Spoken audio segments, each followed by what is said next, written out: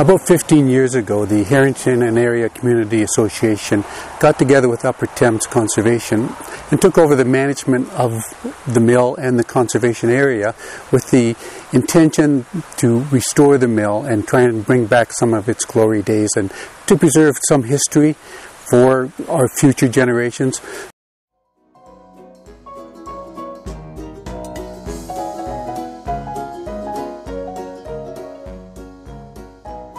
Welcome to the Harrington Grist Mill tour.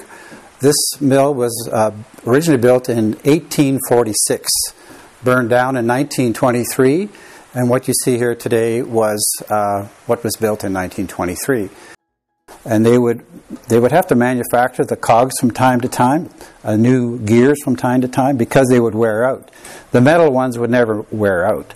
But the reason that they ran wood into metal was to avoid sparking. This is an elevator leg. What it is a belt with a series of cups.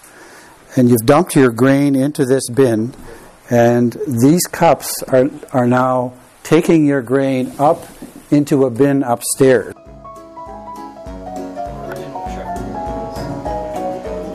Nice.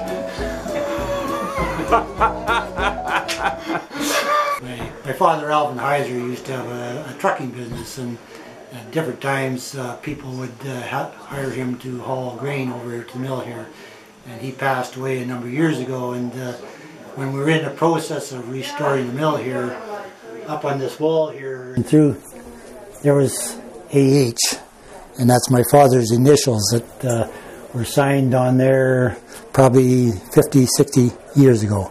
And so my father passed away in 1965, and this has brought back some warm memories when I see my dad's initials on the wall here, the Wall of Fame.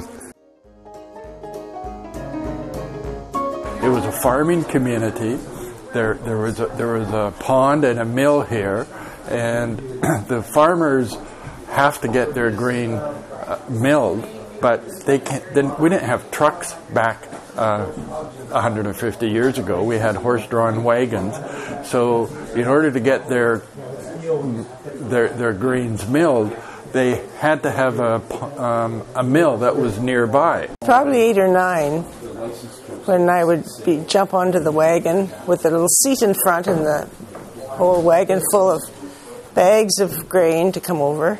I probably wasn't allowed into the mill because all the machinery and everything, and I might have gotten into trouble.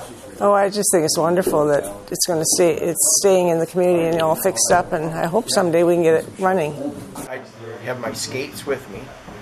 I'd be 7 or 8, I suppose, at the time, and I'd go down on the pond, and at the far end of the pond, about 3/4 of the way down, it was there was no snow or anything on the ice, and it was just sheer clear. You could see 6, 8 feet down to the bottom, you know, like you were skating in water.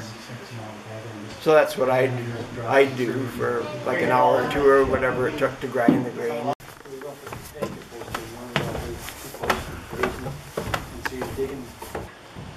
This artifact here is an old mine shaft, probably that came out of the fire in 1923. That's why it's bent, and it's extremely heavy.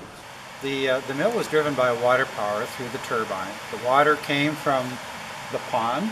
Well, the Harrington Mill is probably one of our best success stories. We've got wildflower gardens on the property, we've got trails around the property, and of course you've seen what has happened to the mill. It's a small group, very committed. Lots of people turn out when there's a work party, and they have monthly meetings which I attend, and this is a very energetic, very hard-working group.